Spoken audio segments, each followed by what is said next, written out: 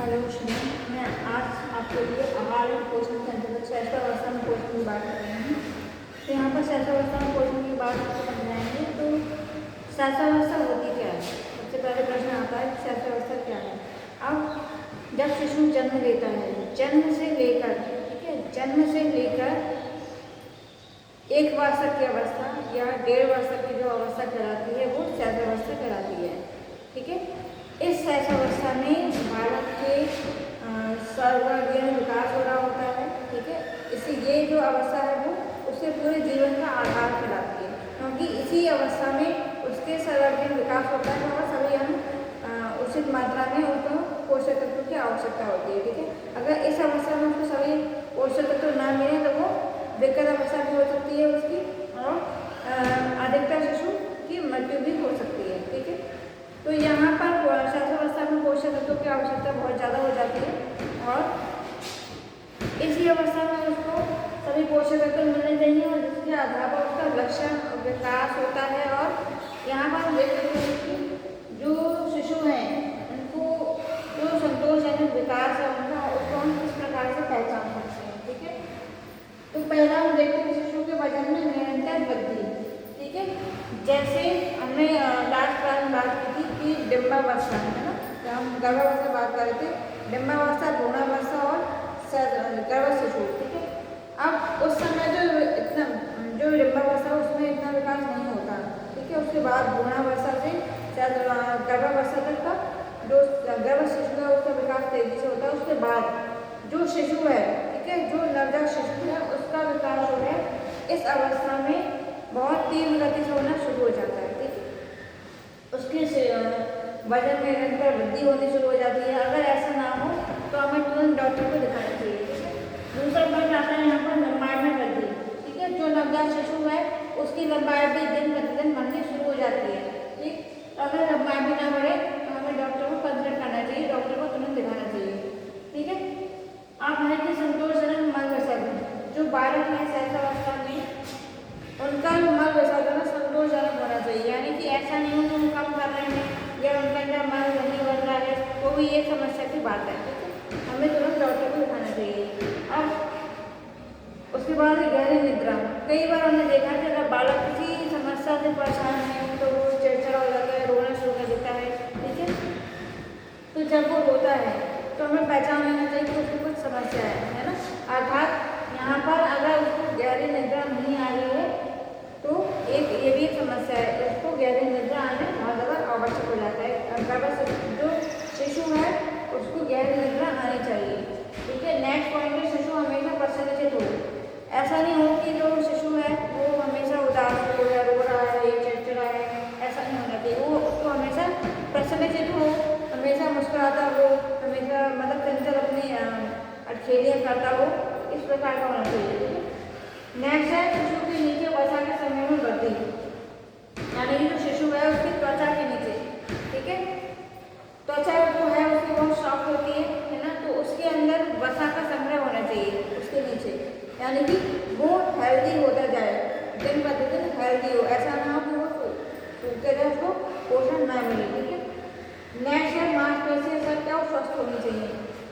जो शैशवावस्था का बालक है उसकी जो मांसपेशियां हैं सख्त होनी चाहिए और स्वस्थ भी होनी चाहिए, तभी उसका अस्थियों का विकास हो सकता है, अस्थियों का और हड्डियों का।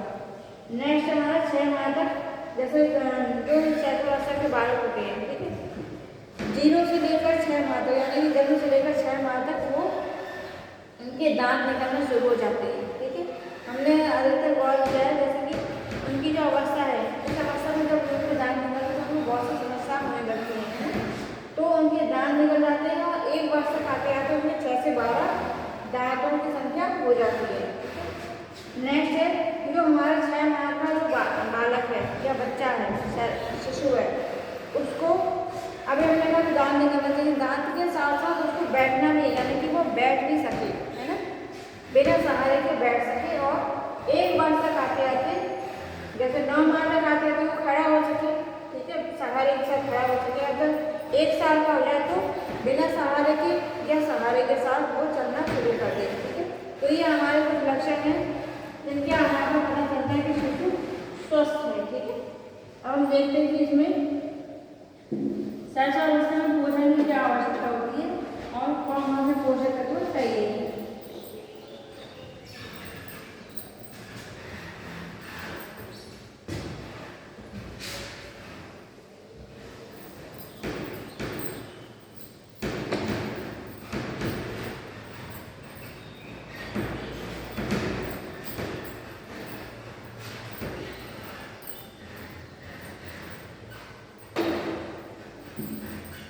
अब सबसे पहले हम देखते हैं कि सहस्रावस्था में पोषण की मांग।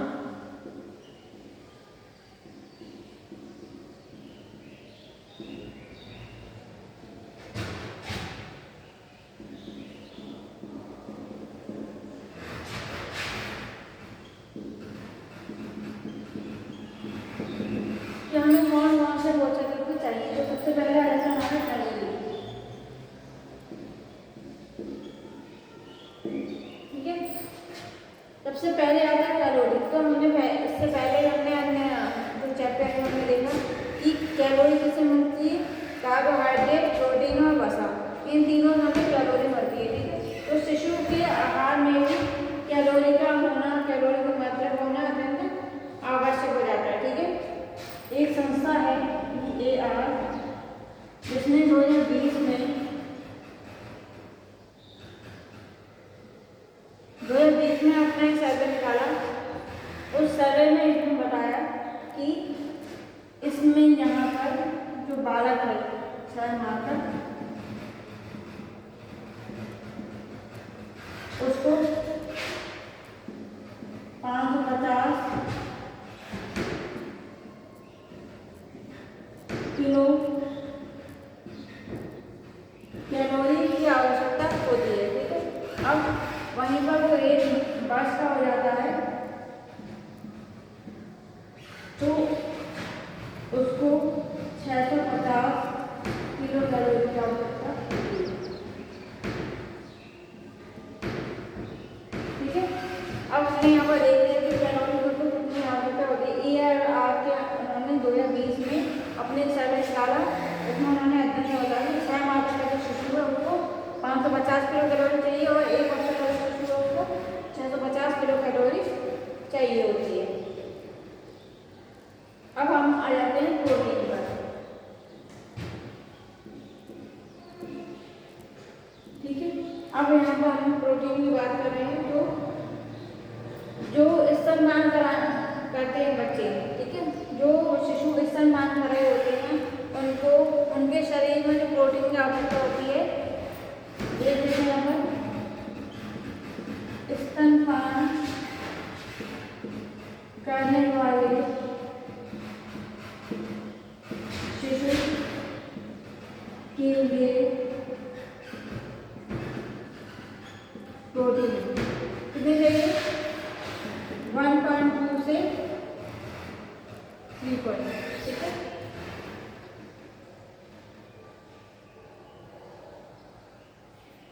यहाँ पर थोड़ा बड़ा हो गया 1.5 से 2.0 तक ग्राम। 1.5 से 2.0 ग्राम की यहाँ पर प्रोटीन की आवश्यकता होती है हमारे नवजात शिशु के लिए। ठीक है, अब आ जाता है हमारे कार्बोहाइड्रेट।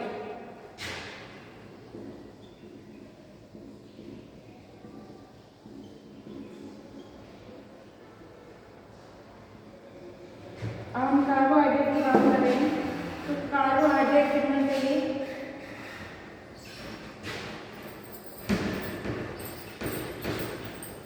जो नवजात शिशु है ना, वो जटिल कार्बोहाइड्रेट, हमने कार्बोहाइड्रेट पढ़ा था उसमें सरल कार्बोहाइड्रेट और जटिल कार्बोहाइड्रेट पढ़ा था। ठीक है, तो जटिल कार्बोहाइड्रेट जो नवजात शिशु है वो नहीं बचा पाते क्योंकि उनका जो पाचन होता है वो कमजोर होता है। पाचन की जो क्रिया होती है वो धीमी होती है और उनका जो पाचन तंत्र है वो कमजोर होता है। ठीक है, किंतु वो सरल कार्बोहाइड्रेट को आसानी से पचा सकते हैं। ठीक है, क्या पचा सकते हैं, सरल कार्बोहाइड्रेट। और सरल कार्बोहाइड्रेट के अंदर सबसे पहला जो उनके लिए है उत्तम आहार हो जाता है हमारा दूध। ठीक है,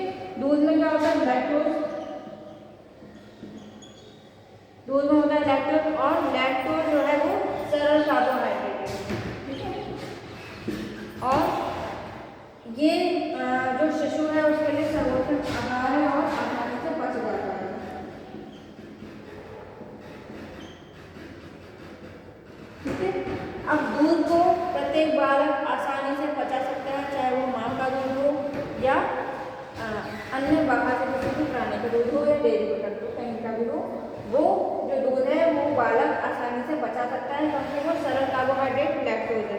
लैक्टोज में जो शर्करा है, जो लैक्टोज की शर्करा है, क्या है? शर्करा। ये हमारी सरल कार्बोहाइड्रेट में आ जाती है, ठीक है। अब जो ये लैक्टोज है ना, लैक्टोज क्या करता है? कैल्शियम और फास्फोरस का अवशोषण भी करता है, ठीक है। इसका कार्य क्या है?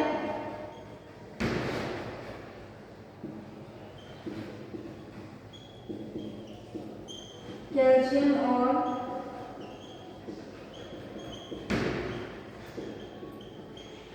फास्फोरस का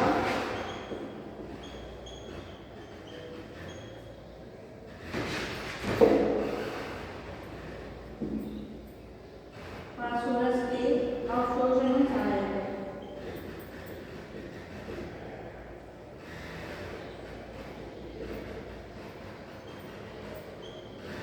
ठीक है।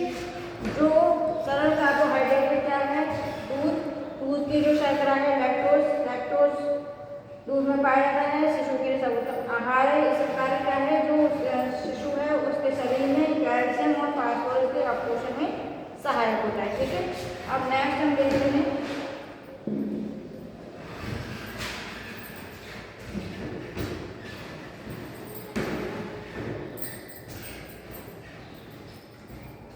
नेक्स्ट आया तो हमारा यहाँ पर क्या है? नेक्स्ट बताइए आपको, वसा, ठीक है। अब वसा क्या है? वसा में क्या होता है? वसीय अम्ल।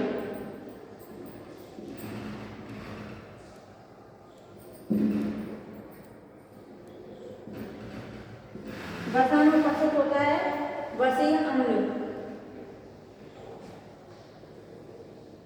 और वसा से क्या है? हम शिशु को ऊर्जा और ऊष्मा दोनों ही मिलती है, ठीक है। क्यों? क्योंकि इससे क्या मिल रहा है? कैलोरी भी मिल रही है, अभी हमने देखा, ऊर्जा और ऊष्मा भी मिल रही है, ठीक है। प्लस वसा में जो घुलनशील विटामिन होते हैं, वसा में घुलनशील विटामिन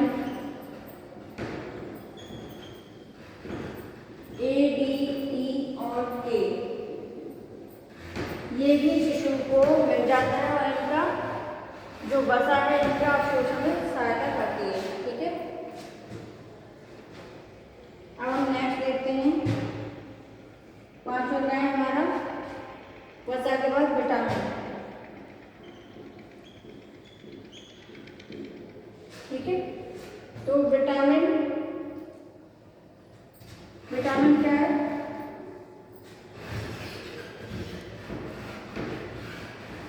विटामिन हमारे शरीर के लिए सुरक्षात्मक तत्व है,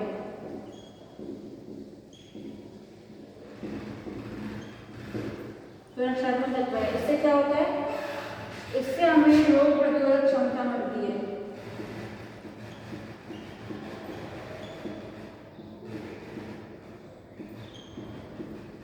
ठीक है।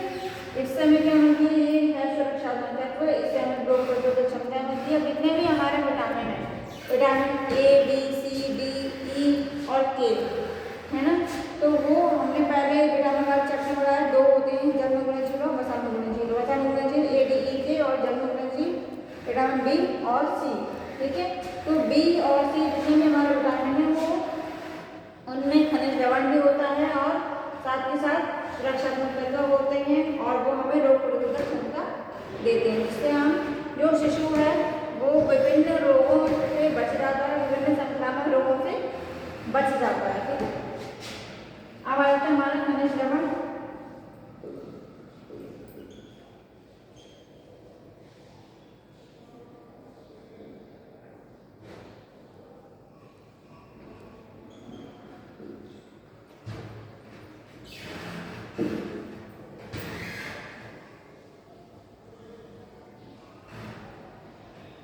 खनिज लवण क्या होते हैं? खनिज लवण है हमारा कैल्शियम, फास्फोरस, पोटेशियम, मैग्नीशियम, लोहा, आयोडीन, आयरन, ये सभी क्या आ जाते हैं हमारे खनिज लवण। और खनिज लवण जो है होते हैं, ठीक है। जैसे कैल्शियम है, कैल्शियम से क्या होता है, दांत और हड्डियों का निर्माण,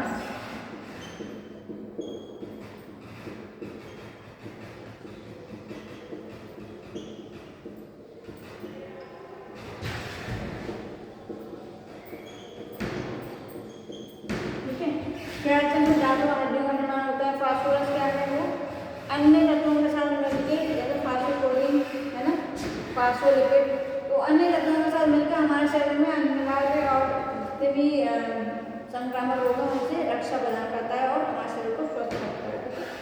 तो जैसे खनिज और जो उसमें और क्या आता है, लोहा, जो डरते बनाने का काम आता है, हीमोग्लोबिन बनाने का काम आता है ना। तो जितने भी हमारे खनिज लवण हैं सभी हमारे स्वास्थ्य में लाभदायक होते हैं। अब जैसे आयोडीन है, आयोडीन क्या है, आयोडीन से क्या होता है, बच्चे को घेंघा रोग नहीं होता है, ठीक है। आयोडीन कभी नहीं रोग होता है, किंतु अगर हम आयोडीन को अच्छे से लेंगे तो हमें घेंघा रोग नहीं होगा, ठीक है।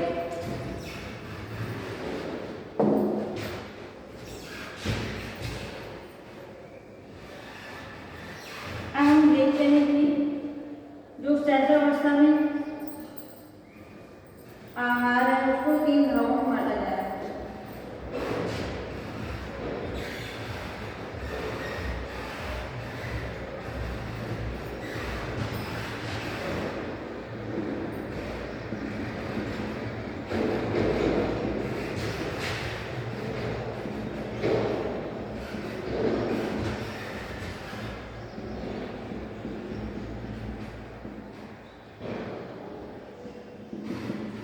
कौन कौन से 3 भाग, पहला तरल भोज्य पदार्थ,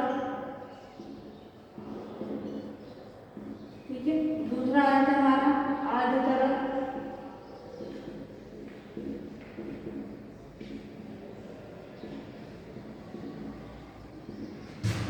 अब इसमें क्या आएगा, तरल भोज्य पदार्थ में सब्जियों का सूप,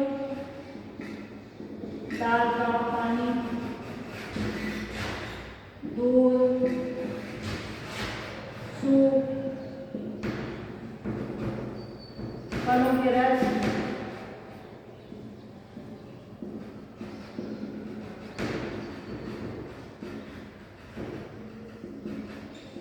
आदि, है ना। आधे तरह में क्या आएगा, दलिया,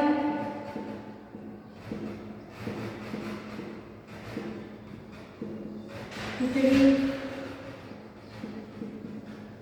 आदि, जो हम बच्चों को दे सकते हैं। तीसरा है हमारा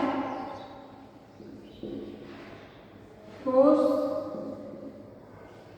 भोज्य पदार्थ। ठोस भोज्य पदार्थ में क्या आता है, जो हम बच्चे को भोजन देते हैं ठोस रूप में, जैसे अनाज, अनाज हम किस तरह से देते हैं, रोटी के रूप में, ठीक है। अनाज है, दाल है, सब्जियां, फल आदि। अब इसको हम ठोस भोज्य पदार्थ को 2 भागों में बांटते हैं। कौन सा, मसला हुआ भोजन,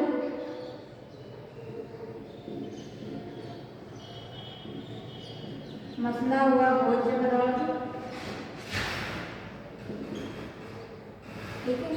दूसरा आ जाएगा हमारा बिना मसला हुआ भोज्य पदार्थ, ठीक है। अब इसके उदाहरण देख लेते हैं। मसला हुआ भोज्य पदार्थ कौन सा है, ठोस की बात की जा रही है, तो मसला हुआ क्या है, रोटी, ठीक है, रोटी, सब्जी, दाल, रोटी, मतलब रोटी को कितने किसी चीज के साथ मसल के दिया जा रहा है।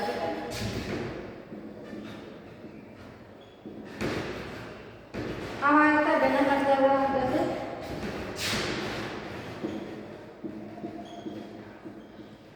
दूध के साथ रोटी देना या शेक बनाना, शेक जैसे बनाना या जिसे हम केला कहते हैं, केला हो गया, आम हो गया आदि। मतलब जो बिना मसला हुआ है उसको हमें मसाले की आवश्यकता नहीं है। जैसे हमने दूध में केला डाल दिया, वो शेक बन गया, आम का शेक हो गया, दूध के साथ रोटी दे दी, तो उसको मसाले की आवश्यकता नहीं है। मसला हुआ भोज्य पदार्थ हो, बिना मसला हुआ भोज्य पदार्थ। ठीक है, अब हमने इसके तीन भागों में देख लिया। ठीक है, तरल भोज्य पदार्थ, अर्ध तरल भोज्य पदार्थ, ठोस भोज्य पदार्थ। तरल भोज्य पदार्थ में हमने दाल का पानी है, दूध है, सूप, फल का रस, ये सब। अर्ध तरल में तो लिक्विड भी हो और ठोस भी हो, जैसे दलिया है, खिचड़ी है, और ठोस में अनाज, रोटी, ये सब आ जाएंगे। ठीक है,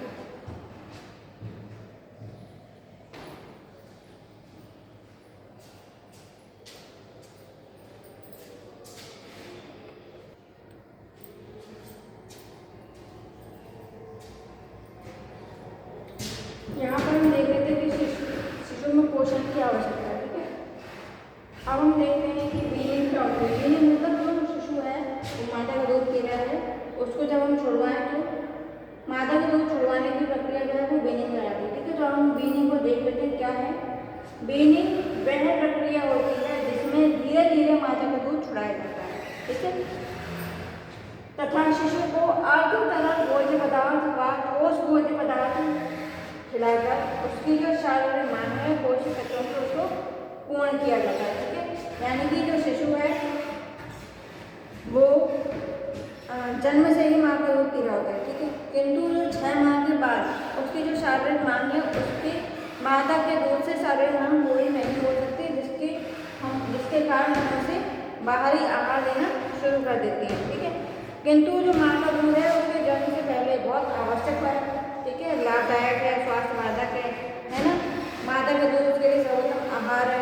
ठीक है, किसी वरदान से कम नहीं है, किंतु एक अवस्था तक आते आते यानी कि 0 से लेकर 6 माह तक, जब वो जन्म से लेकर 6 माह तक दूध पीता है। उसके पश्चात जैसे जैसे उसका विकास होता है, जैसे 9 माह का हो गया या 1 वर्ष का हो गया, तो उसके शरीर में पोषक तत्वों की मात्रा जो है वो बढ़ने लगती है और माता का दूध उसके लिए पर्याप्त नहीं होता है। इस स्थिति में जो माताएं हैं उनको अपना दूध बच्चे के लिए छुड़ाना शुरू कर देना चाहिए, जिस क्रिया को हम वीनिंग कहते हैं। ठीक है, अब इस प्रक्रिया को छुड़ाने के लिए कुछ कंडीशन भी है कि हम इस प्रक्रिया को किस प्रकार से कैसे छुड़ा सकते हैं। ठीक है, तो इसको हमें कैसे छुड़ाना चाहिए कि शिशु को पता भी ना चले, है ना। तो हमें इसको धीरे धीरे करना चाहिए, ऐसा नहीं करना चाहिए एकदम से कर दिया तो शिशु वो बाहरी आहार नहीं लेगा और रोना क्यों देगा, वो चिड़चिड़ा हो जाएगा, फिर उसका पोषण नहीं हो पाएगा। ठीक है, तो कुछ कंडीशन है जब हमें दूध कैसे छुड़ाना चाहिए। जैसे हम ले लेते हैं माता का दूध हम कब छुड़ाएं, है ना, वीनिंग प्रक्रिया कब से प्रारंभ करें। तो पहली हमारी कंडीशन हो जाती है शिशु की वृद्धि ना हो रही हो, यानी कि जो शिशु है वो माता का दूध तो पी रहा है किंतु उसके शरीर की वृद्धि नहीं हो रही है। ठीक है, उस स्थिति में हमें माता का दूध छुड़ा देना चाहिए। दूसरी स्थिति हमारी कि शिशु कुपोषित हो। कई बार ऐसा होता है कि जो माता का दूध है वो नहीं पचा पाता है, तो फिर इस स्थिति में हमें माता का दूध छुड़ा देना चाहिए। तीसरा हमारा शिशु रक्त अल्पता का शिकार हो गया हो, यानी कि शिशु के अंदर रक्त की कमी हो, तो रक्त की कमी के लिए शिशु को ऑब्जर्वेशन में रखा जाता है, हॉस्पिटल में रखा जाता है।